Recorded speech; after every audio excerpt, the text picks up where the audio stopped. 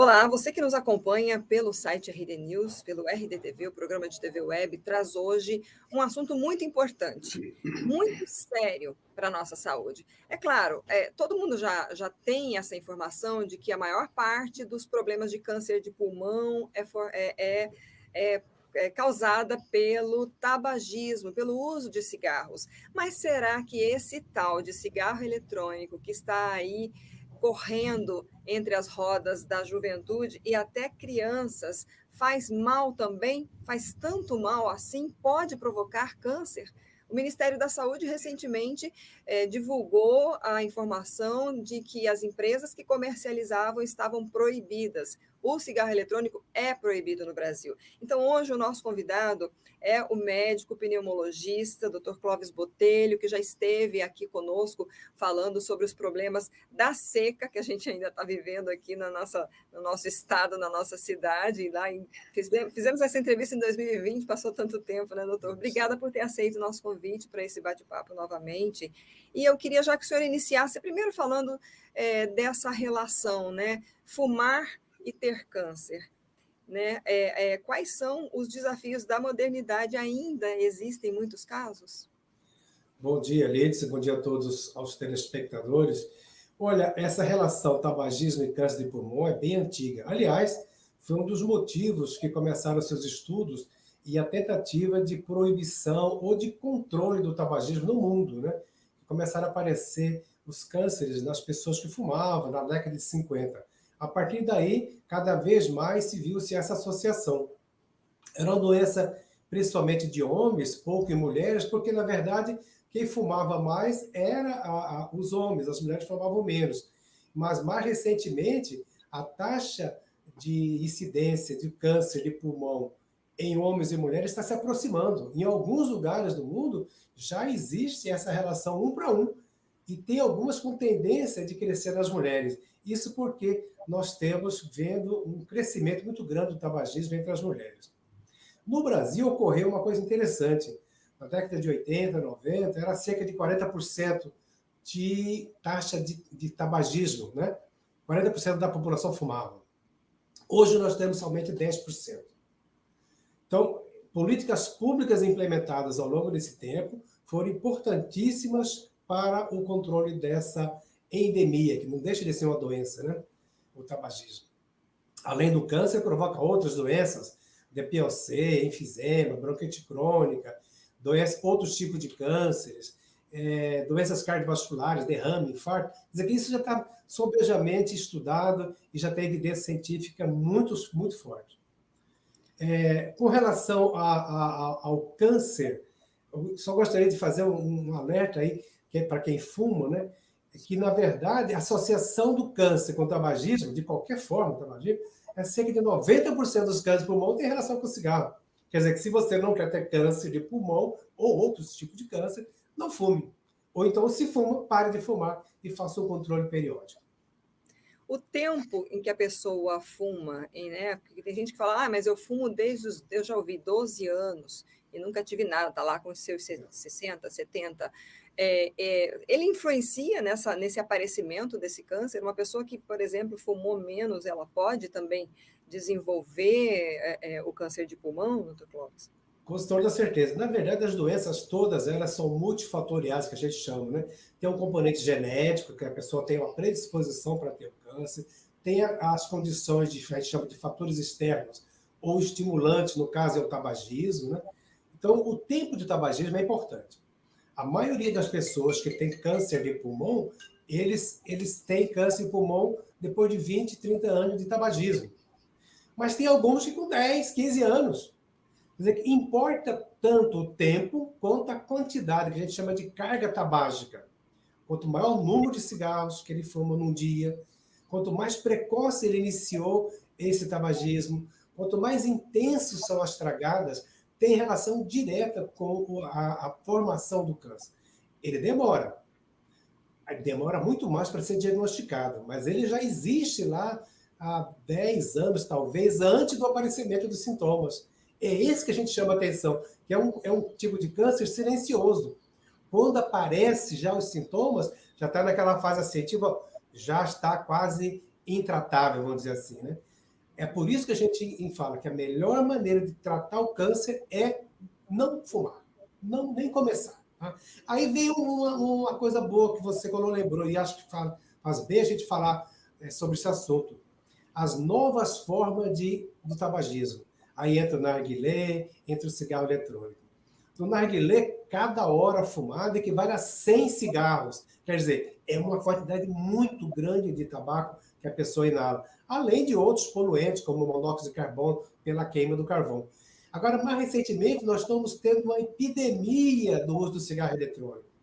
O cigarro eletrônico, ele começou para ajudar as pessoas que estavam querendo parar de fumar. Então, ele usou como se fosse assim, uma terapêutica para a cessação do tabagismo. Mas viu-se que, na verdade, não ajuda ninguém a parar de fumar. E, além disso, ele cria uma nova forma de dependência. E o pior de tudo, pior mesmo, é que os jovens, como aquela pecha de que este cigarro é mais saudável, começaram a entrar nessa conta da carrochinha, como a gente fala. Né? É um engodo. Faz mal, tanto mal, ou até mais mal do que o cigarro convencional. Até que rimou, né? Se você tem aquela ideia de que aquilo é saudável, você está redondamente enganado. Nós temos visto trabalhos mais recentes, esse ano mesmo saíram trabalhos mostrando câncer em jovens. Quer dizer que, antigamente, de câncer de pulmão, a gente via câncer em pessoas mais idosas, 20, 30 anos de tabagismo. Não, mais recentemente nós estamos vendo. Quer dizer, a forma do cigarro eletrônico, pela grande quantidade de fumaça que a pessoa inala, contendo tanto a nicotina, que a pessoa está lá por sentir o prazer da nicotina, mas também substâncias agressivas que se misturam naquele tubete lá de aspiração, que ajuda a volatilizar, fazer a fumaça, senão não sairia a nicotina dali daquele líquido. Então, para transformar aquele líquido em aerosol ou fumaça, a pessoa tem que usar substâncias. E essas substâncias a gente não conhece todas elas. Não conhece o efeito delas a longo e médio prazo. Então, nós já estamos vendo doenças que antigamente demorava muito mais para aparecer em curto espaço de tempo. Quer dizer, é uma bomba relógio que a gente não sabe quando que ela vai explodir. Então, eu parabenizo a mídia, e especialmente a você, a trazer essa oportunidade de alertar as pessoas de que o cigarro eletrônico é uma verdadeira enganação. Aí vem a parte, né, será que é isso mesmo? A indústria tabageira, principalmente no Brasil e nos países ocidentais, como tem diminuído a prevalência, ela tinha que arrumar outra forma de vender o produto. Outra forma. Aí achou o cigarro eletrônico. E o cigarro eletrônico, convenhamos, é bonito, é charmoso, Chique, parece né? um pendrive. Então, tipo assim, Uhum. o jovem sente-se, poxa, eu estou com o melhor, né? E fica aquela coisa, e está se enganando. E pior de tudo, o Lídice, que causa dependência maior do que o cigarro comum, porque ele tem uma concentração alta de nicotina. E as pessoas aspiram aquilo, fumam, que parece que está tomando um copo de água, um refrigerante. É muito, muito enganoso, muito enganoso. Tá? Então, o alerta tem que ser feito, tal qual na década de 80 nós trabalhávamos, começávamos, estimulávamos, falar mal do cigarro, nós temos que começar a falar, fazer o mesmo discurso, ou até ver mais intenso do que, porque a juventude está entrando nessa como se fosse uma boa coisa e não é. Tá? Eu me lembro muito de uma propaganda até institucional, né, para combater aí o uso do cigarro, que falava, lembra daquele cowboy, né, que tinha o cigarro era sempre muito ligado à saúde, ao esporte, né? Na Fórmula 1 os carros eram patrocinados por empresas, né, tabagistas, e depois teve essa, lembra aquele cowboy do tal cigarro? Morreu Isso. de câncer, Morreu né? de Então, câncer. assim, talvez tenha que começar a ver novamente essa busca aí, porque é uma juventude que está encantada com algo novo, né? E às vezes na juventude, a juventude em si é meio inconsequente, não pensa, né? O senhor falou de câncer em jovens, mas assim, tem alguns outros problemas que podem surgir com o uso desse cigarro eletrônico nesses jovens, complicações, que tipos de sintomas, por exemplo, a gente tem que prestar atenção nessa situação, no uso do cigarro eletrônico, doutor? Olha, como ele tem os malefícios da aspiração da fumaça, e é muito dependente da sensibilidade individual, como toda doença, né? Uhum. O câncer, ou vários tipos de câncer, com certeza vão estar associados cada vez mais. Mas, recentemente, 2, 3 antes da pandemia, estava começando a surgir alguns relatos de casos de pulmão de choque. A pessoa entrava em ciência respiratória, muitos iam para a UTI, muitos morriam, Nossa. e assim, sem causa aparente. Aí foram fazer os estudos, evidência, mostraram que possivelmente era o uso do cigarro eletrônico, porque causava uma inflamação aguda, a gente chama de alveolite, destrói o pulmão. Isso chama-se EVALI, não é uma sigla em inglês. Lesão pulmonar aguda, ou injúria pulmonar aguda. Uhum. E com frigir dos ovos, no decorrer do tempo, 2018, 2019, foi se constituindo grande evidência de que era pelo cigarro eletrônico. E por quê? Descobriram metais pesados, alguns tipos de agregado que coloca-se naqueles tubetes para ajudar na formação, porque a fumaça é irritante, né? Como é que transforma a fumaça em agradável? É colocando substâncias químicas, aditivando o negócio. E esses aditivos têm várias substâncias, e muitas delas são aldeídos, substâncias já conhecidamente altamente tóxicas para a via aérea, e alguns metais pesados também que estão lá. Então, no lavado pulmonar dessas pessoas, foram encontradas essas substâncias. Aí associou ao grande uso do cigarro eletrônico do paciente nos últimos dias, aí chegou à conclusão que era ele. E hoje já está consolidado essa sigla, e com certeza é uma doença que está aumentando o número de casos, porque nós continuamos, a juventude continua fumando, né?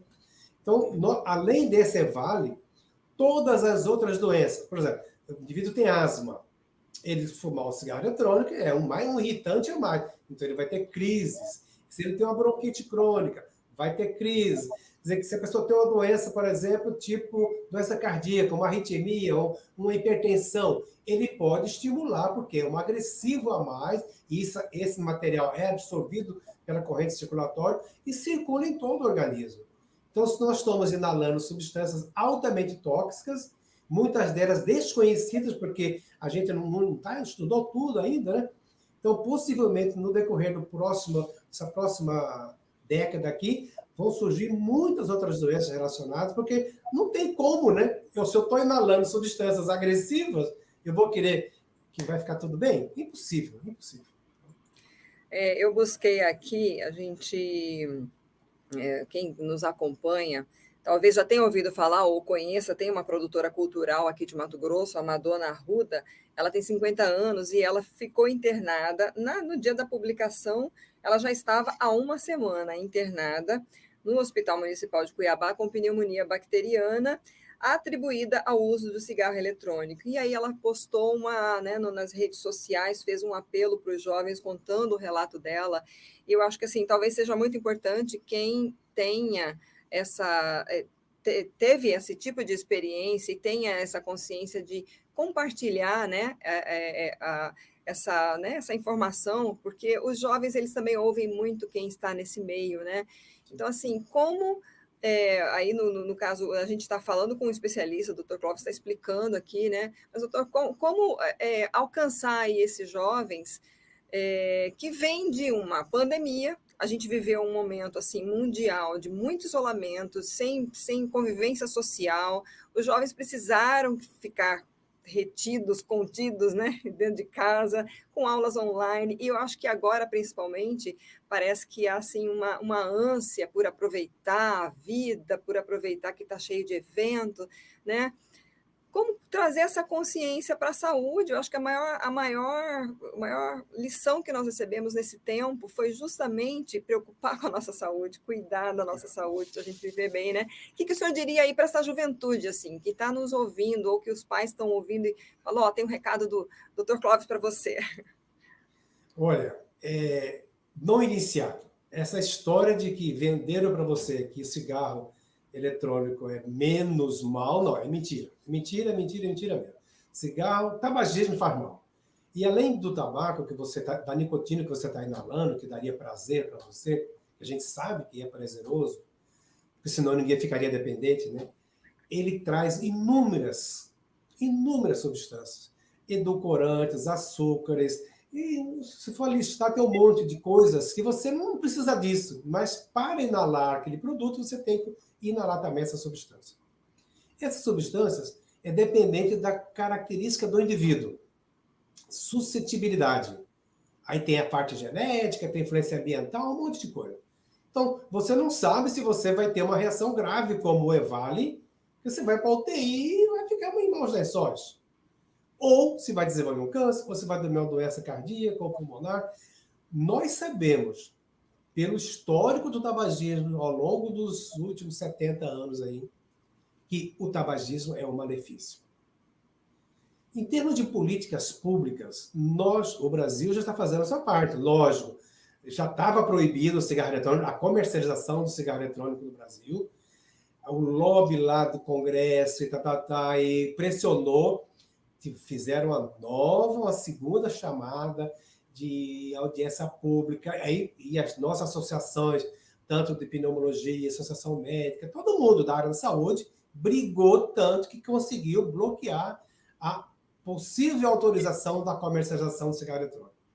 Quer dizer que não adianta nada o poder público fazer a sua proteção na sociedade se as pessoas vão no câmbio paralelo, no contrabando, comprar o produto.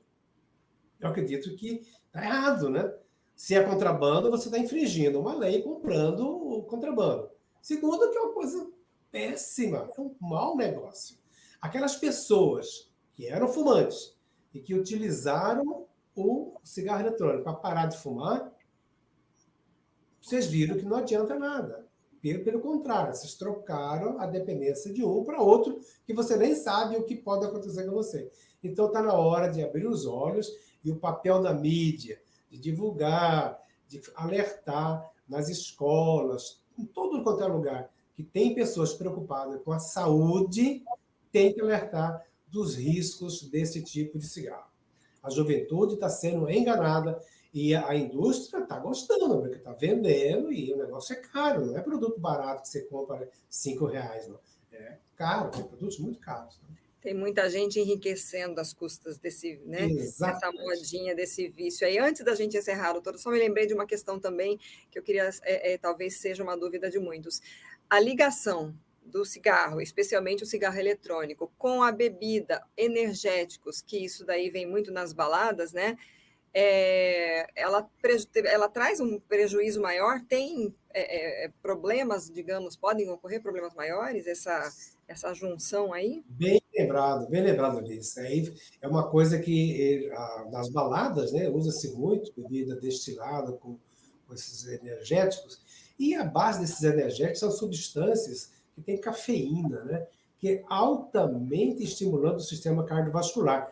Ele aumenta a frequência cardíaca, aumenta a taquicardia e faz vasoconstrição. A mesma coisa que a nicotina faz, quer dizer que você tem um efeito somativo, né? Você já tem um impacto da nicotina provocando aumento da frequência cardíaca e muita vasoconstrição, principalmente na periferia. Quer dizer que você diminui o fluxo sanguíneo nos seus órgãos. Aí você junta com uma outra substância que também causa esse mesmo efeito. Aí são dois desastres, né? Duas coisas agressivas para o sistema cardiovascular. O principal motivo dessa associação, causa, né, pode ser taquicardias, quem tem tendências para ter arritmia vai ter mais arritmia mais grave, quem tem alguma lesão coronariana pode desenvolver uma doença coronariana, como um infarto, ou alguma coisa semelhante. Então, é um risco dobrado. Bom, doutora, alguma questão que a gente não abordou, que o senhor gostaria de trazer aqui para a gente encerrar? Olha, acho que o mais importante é isso que vocês estão fazendo, é divulgar, porque a pessoa, acho que tem o livre-arbítrio de escolher o que quer fazer da sua vida. Naturalmente, quando a pessoa é criança, os pais podem conversar e tentar proibir, né? Mas depois que a pessoa tem 18 anos, ele tem o direito de fazer o que quer da vida. Agora, só não vai falar que não sabia, como antigamente era o tabagismo, que era comum, que era divulgado, que era associado às boas coisas, e depois as políticas públicas mostraram, não é bem assim. Mas a pessoa quer, tanto é que diminuiu, né? Diminuiu a taxa enorme. Nós esperamos que com essas divulgações, com esses esclarecimentos, nós possamos frear essa epidemia. Eu sei que é um trabalho árduo, mas tem que ser constante, não pode ser um aqui, ai, deu um ano que vem, fazer. Não, tem que ser constante. Aí o poder da escola, da mídia, de todas as pessoas preocupadas com saúde, de alertar e de orientar essas pessoas a não começarem. E se já estão nesse processo, tentar a cessação. É difícil parar para algumas pessoas? Sim, mas existem soluções, existem projetos nas cidades, no SUS, em todo quanto é lugar tem programa de cessação do tabagismo. É a mesma formulação do tabagismo tradicional. Só que a pessoa tem que ter a vontade. Eu quero. Não é eu preciso. Preciso, todo mundo precisa. Agora, eu quero, essa é uma chave para a pessoa tomar a decisão para poder parar de fumar. Qualquer tipo de tabaco. Ok, Dr. Clóvis, muito obrigada novamente pela sua disponibilidade, seu tempo, as suas informações. Eu espero que assim quem está nos assistindo, ajude a compartilhar essa informação, principalmente para o jovem. Jovem, seja esperto, seja inteligente. Você está fazendo enriquecer a gente aí, depois não são eles que vão pagar o tratamento, não é? Uma dica que eu dava para os meus filhos agora, eu tenho filhos jovens que já são cabeça, né, feita, mas eu falava para eles, quando alguém vier oferecer para você experimentar só uma, não faz mal, já fala que você já provou uma vez e deu mal, né, foi ruim, passou mal e pronto, porque aí não fica a insistência, e olha que já deu certo, viu? Pode é uma boa dica. Com essa dica aí, viu? Isso aí é experiência de mãe. Obrigada, então, novamente, doutor. Ok, um bom dia para todos. Tá joia, até a Saúde e próxima, paz. então. Até a próxima. Tchau, tchau.